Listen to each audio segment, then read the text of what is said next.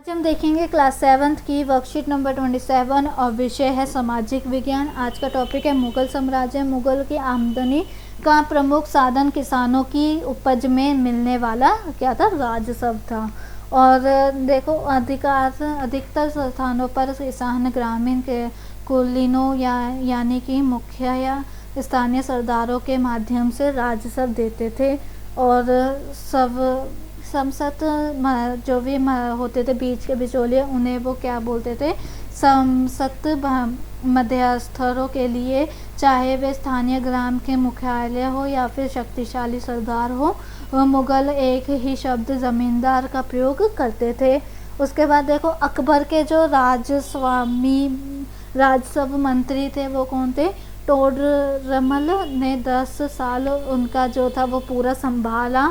और उनकी जितने भी टैक्सेस आते थे कृषियों से, जितना भी होता था वो उन्होंने संभाला। प्राप्त आंकड़ों के आधार पर प्रत्येक फसल पर नकद के रूप में वो क्या लेते थे, उनसे रेवेन्यू लेते थे। प्रत्येक सेबू को राजस्व मंडलों में बांटा गया और प्रत्येक ही हर सफल के लिए राजस्व दर तय किया गया कि इतना होगा तो आपको इतना रेवेन्यू देना पड़ेगा, अगर इतना हुआ तो इतना रेवेन्यू देना पड़ेगा। और इसी सिस्टम को क्या कहते थे, जब्त सिस्टम कहते थे।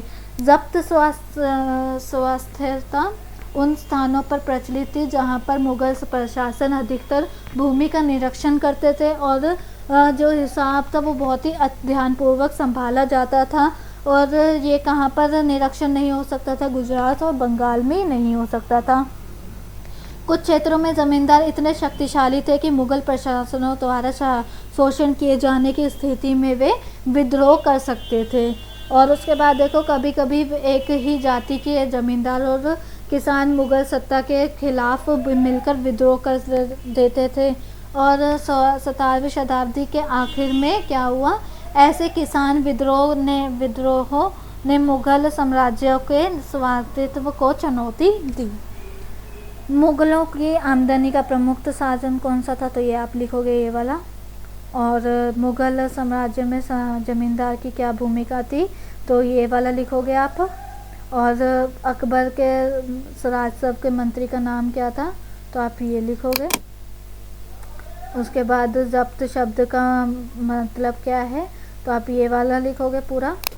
और जब्त व्यवस्था कहाँ अधिक होती थी, तो आप यहाँ से लिखोगे और यहाँ तक थे तक लिखोगे, ठीक है।